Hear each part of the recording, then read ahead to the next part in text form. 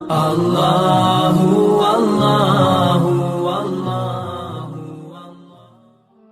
کہ ہندو ایک الگ قوم ہے، مسلمان ایک الگ قوم ہے. ان کا اٹھنا بیٹھنا کھانا پینا ہم سے بالکل علیحدہ ہے اور ہمارا ان سے بالکل علیحدہ ہے. طرز زندگی، طرز معاشرت، معیشت کہیں ملتی نہیں ہندوؤں سے مسلمانوں. لہذا ہمیں ایک ایسا وطن چاہیے، ہمیں ایک ایسا وطن چاہیے جس وطن کے اندر مسلمان اپنے طریقے کے مطابق اٹھیں بھی، بیٹھیں بھی، چلیں بھی، سوئیں بھی. نماز پڑھنے کے لیے وطن نہیں بنایا گیا کہ ہم نے اذانیں دینی ہیں، نمازیں پڑھنی ہیں، جماعتیں کرانی ہیں. یہ کام ہندوستان میں آج بھی ہوتا ہے.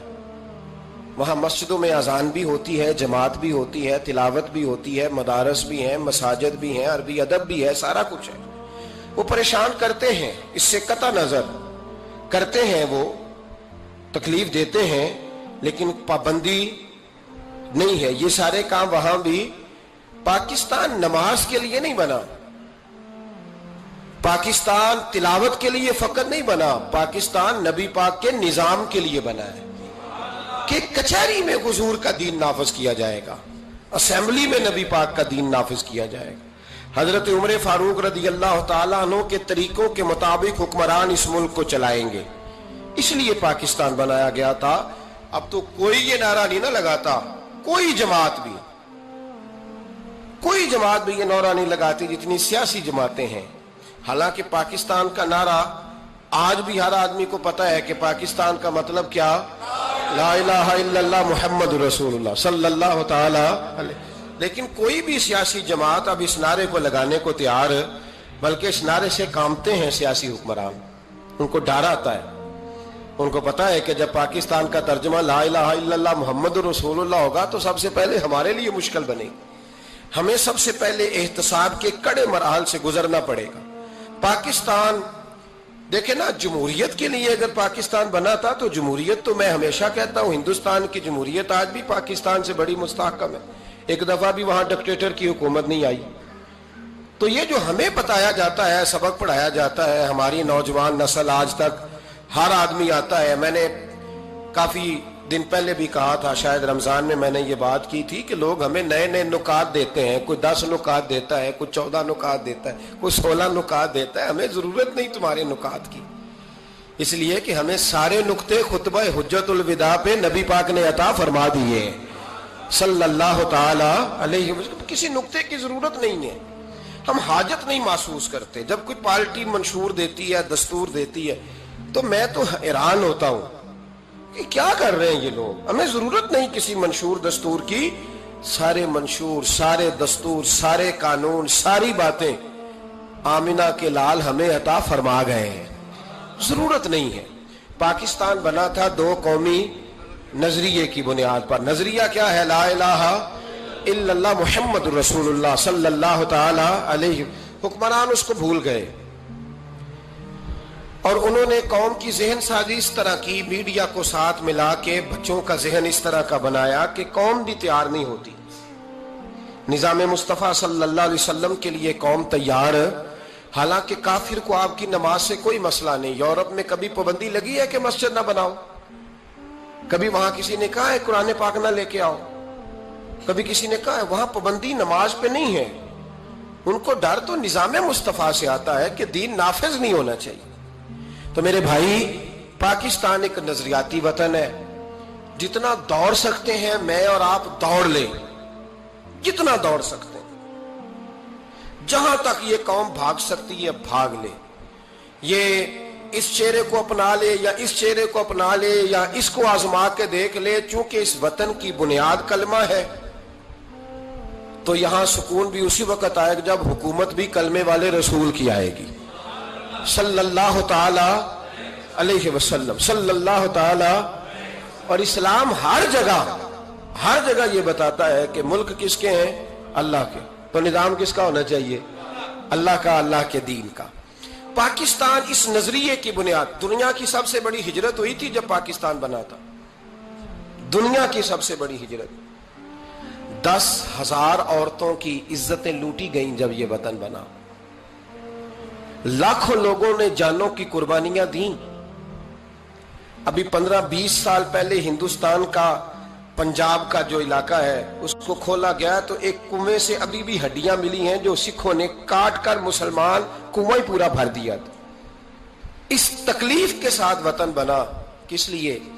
جمہوریت کے لیے، حکمرانوں کے للے تللے کے لیے، ان کی بڑی کاروں جیپوں اور مرسڈیز کے لیے، اس لیے کہ یہاں روز نیا بل آئے گا، آج گورنر آج ہے تو آج فلاں ہے تو آج فلاں ہے. یہ ساری حکومتیں اگر وہی قانون جو انگریز کا بنا ہوا ہے اور وہی ساری دفعات جو آپ کے ہاں نافذ ہیں وہی ہندوستان میں نافذ ہے تو بتایا جائے پھر وطن کیوں بنایا گیا تھا؟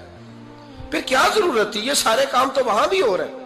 اس لیے میرے بھائی وطن کے نظریے کو سمجھے. وطن بنا تھا لا الہ الا اللہ محمد رسول اللہ صلی اللہ علیہ وسلم. اور اقبال جو بانی پاکستان ہے، جو مصور پاکستان ہے، جو تصویر دینے والے ہیں پاکستان کی، ان سے کسی نے کہا تھا کیوں پاکستان بنانا چاہتے ہو؟ ہم جو ایک ملت جو ہیں ہندوستانی ایک ملت ہے، قوم ہے، تو کیا ضرورت ہے؟ تو اقبال کہنے لگے اپنی ملت پر قیاس اقوام مغرب سے نہ کر، خاص ہے ترکیب میں قوم رسول ہاشمی صلی اللہ تعالی.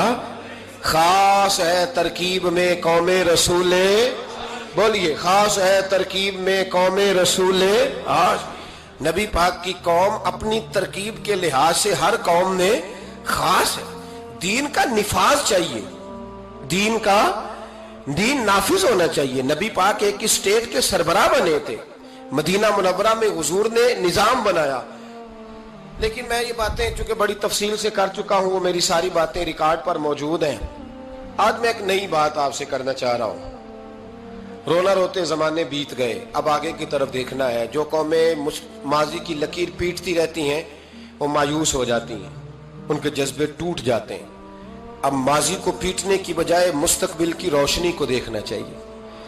ہمیں نبی پاک صلی اللہ علیہ وسلم نے کسی وطن کی تعمیر کے لیے جو جذبات دیے ہیں ان جذبات پر ہمیں غور کرنا چاہیے.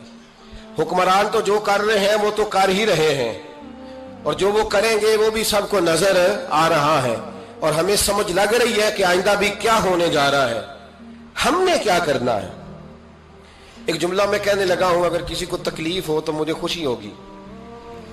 ایک جملہ میں کہنے لگا ہوں، اگر کسی کو پریشانی ہوگی تو مجھے بڑا ہی اچھا لگے گا.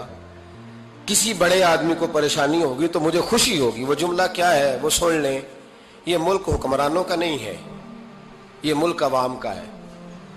اس لیے کہ حکمرانوں کے بچے تو یورپ میں رہتے ہیں، ان کی تو ٹکٹیں بک ہوتی ہیں.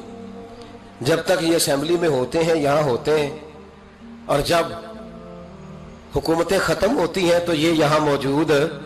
ان سب کے تو باہر کاروبار ہیں، رہائشیں ہیں، اولادیں ہیں. تو یہ وطن کس کا ہے؟ جنہ دا ہے وہ بول دے نہیں تھے. اللہ خیر کرے. یہی تو مسئلہ ہے. تبھی تو قبضہ دوسروں کا ہے. کس کا ملک ہے؟ کہ ہمارا ہے. پاکستان وطن کس کا ہے؟ یہ ہمارا وطن ہے، یہ حکمرانوں کا نہیں ہے. کیونکہ یہ وطن دیکھیں نا، گھر اس کا ہے جس نے گھر کے اندر رہنا ہے. جس نے گھر میں رہنا نہیں اس کا وطن ہم نے رہنا ہے، ہماری نسلوں نے رہنا ہے. ہمارے ماں باپ رہے، ہم رہ رہے ہیں، ہماری آنے والی نسلیں رہیں گی. تو وطن پھر کس کا ہوا؟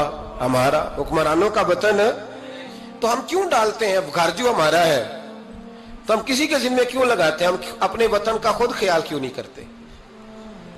ہم ان کے ذمے کیوں وطن لگاتے ہیں؟ پہلی بات تو یہ ہے کہ ہمارا یہ بہت بڑا ظلم ہے کہ ہم ایسے لوگوں کو ووٹ دیتے ہیں، ان کے ذمے وطن لگاتے ہیں جن کا وطن ہے ہی نہیں. ہم کیوں نہیں یہ محسوس کرتے کہ وطن سب سے پہلا کام 14 اگست آ رہی ہے، یہ اگست کا مہینہ ہے. پاکستان کے عزم نو کے لیے، ایک روشنی کے لیے، نوجوانوں کے لیے چند باتیں کرنا چاہتا ہوں. پہلی بات اپنے ذہن میں بنائیں کہ وطن کی جو محبت ہوتی ہے نا، حب الوطن من الایمان، وطن کی محبت ایمان کا حصہ ہوتی ہے.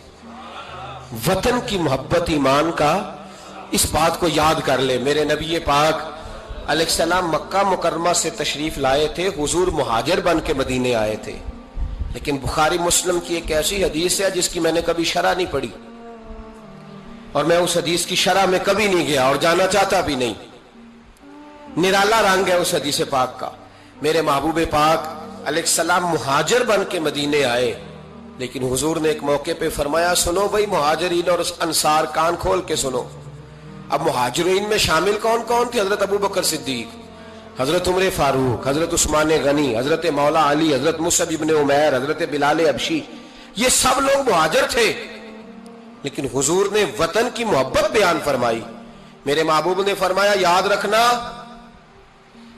اگر کبھی لوگوں میں اختلاف رائے ہوا اور لوگوں کی دو لائنیں بن گئیں، ایک قطار ادھر جا رہی ہے لوگوں کی اور ایک قطار ادھر جا رہی ہے، تو فرمایا اگر تم مجھے دیکھو گے نا میں کس قطار میں ہوں تو میں تمہیں اس قطار میں ملوں گا جس قطار میں میرے مدینے والے جا رہے ہوں گے، جس میں میرے انصار جا رہے. میں کہہ رہا ہوں بلا تبصرہ بغیر تشریح کے اس روایت کو دیکھیے گا.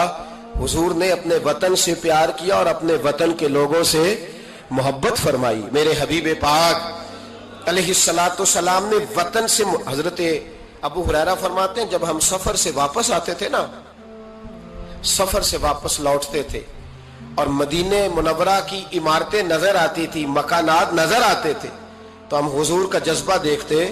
میرے محبوب پاک گھوڑے کو تیز کر دیتے، سواری کو دوڑاتے. یا رسول اللہ کیا ہوا؟ فرمایا جلدی کرو میرا شہر آ گیا ہے، میرا علاقہ آ گیا ہے. حضور نے اپنے وطن سے پیار کیا، اگرچہ اس وطن کی انفرادیت اپنی جگہ پہ ہے، اس کی عظمت اپنی جگہ. ایک پہلو ان حدیثوں سے یہ بھی ملتا ہے کہ جس جگہ ہم رہتے ہیں ہمیں اس وطن سے پیار ہونا چاہیے، ہمیں پاکستانی ہونے پر فخر ہونا چاہیے. مدینے کے بعد، مکے کے بعد اگر ہمیں کسی وطن سے پیار کرنا چاہیے تو پاکستان سے کرنا چاہیے. اس کی گلیوں سے، اس کے کھیتوں سے، اس کے کھلیانوں سے، اس کے بازاروں سے، اس کے گاؤں سے، اس کے شہروں سے ہمیں پیار کرنا چاہیے، ہمیں محبت کرنی چاہیے. ہمارا معاملہ کیا ہے؟ ہم صرف اپنے گھر سے پیار کرتے ہیں، اس لیے 1.25 کروڑ روپیہ بنگلے پہ لگ جاتا ہے، 10,000 روپیہ لوگ اپنی گلی پہ نہیں لگاتے. وہ گلی کس کی ہے؟ اس پہ کیوں نہیں پیسے خرچ ہوئے؟ کہتا ہے وہ ٹیکس دیتا ہوں تو ٹیکس والے خرچ کریں گے. او خدا کے بندے، وطن تیرا ہے تو گلی بھی تیری ہے، اس کی تعمیر کی ذمہ داری بھی تیری ہے. تو چھوڑ، اگر وہ اتنے ہی اچھے ہوتے تو اب تک سنور نہ گیا ہوتا. تو اپنی گلی کا خیال کر، تو اپنے علاقے کا خیال کر، تو اپنی بستی کا خیال کر، تو توجہ دے، تو اس کی تعمیر میں کردار ادا کر. الیکشن آیا تو لوگوں نے کوڑے کی تصویریں کھینچ کھانچ کے سوشل میڈیا پہ ڈالی. فلاں ایم صاحب نے بھی اپنے علاقے سے کوڑا نہیں اٹھوایا، فلاں نے بھی کوڑا نہیں اٹھوایا، فلاں نے بھی کوڑا نہیں اٹھوایا. کوڑا جب بارش ہوتی ہے تو تعفن پھیلتا ہے. مجھے کچھ سانس میں تکلیف ہوئی تو ڈاکٹر صاحب سے جب میں نے مشورہ کیا تو وہ مجھے کہنے لگے کوئی تعفن والی جگہ نہیں ہونی چاہیے، اس سے آپ بچیں، درختوں کے پاس رہیں، پتوں کے پاس رہیں جہاں سے آکسیجن تازگی ملے. اور یہ ضرورت صرف مریض کی نہیں ہے، یہ ہر اس شخص کی ضرورت ہے جس کی سانسیں چل رہی ہیں، اس کو اس کی حاجت ہے. کوڑے پر جب بارش پڑتی ہے تو تعفن پھیلتا ہے، ایسی سخت بدبو آتی ہے جس سے امراض پیدا ہوتے ہیں. حکمران نے کوڑا نہیں اٹھایا، بلدیہ کے لوگوں نے ذمہ داری محسوس نہیں کی، ایم صاحب کے حلقے میں ڈھیر لگے ہوئے کوڑے کے. لیکن ایک سوال ہے، پوچھنے کی اجازت ہونی چاہیے. وہ سوال یہ ہے کہ کوڑا اٹھانے والے نے تو نہیں اٹھایا، پر بتائیے کوڑا پھینکا کس نے تھا؟ جی کس نے پھینکا وہ کوڑا؟ جو آدمی سودا خریدنے کے لیے 4 گلیاں آگے جا سکتا ہے وہ کوڑا پھینکنے کے لیے بھی تو جا ہی سکتا ہے نا. اس کو پتا ہے نا کوڑا پھینکنے کی جگہ. پھینکا کس نے کوڑا؟ اچھا ایک بات اور ذرا آپ کی توجہ کے لیے، سوشل لوگ ہیں ہم معاشرے کا حصہ ہیں، ہمیں معاشرے میں لوگوں کی ضروریات درپیش رہتی ہیں. سوشل لائف میں اگر آپ تھوڑا سا آگے بڑھے نا، آپ کے گھر میں جو بیٹی کا رشتہ دیکھنے آتا ہے نا، وہ جن چیزوں پر کمنٹس کرتا ہے نا، ان میں ایک چیز یہ بھی ہوتی ہے، وہ لوگ کہتے ہیں بھائی آپ کا گھر بھی اچھا ہے، آپ لوگ بھی اچھے ہیں، لیکن جس علاقے میں آپ رہ رہے ہیں نا وہ علاقہ صاف ستھرا نہیں ہے، وہ علاقہ اچھا نہیں ہے. وہ اس چوک میں بھی کوڑا پڑا ہے، پچھلے چوک میں بھی کوڑا پڑا ہے. تو یہ جو گلیوں میں کوڑا پڑا ہوتا ہے نا، یہ اس مقامی لوگوں کی تہذیب کی عکاسی کرتا ہے.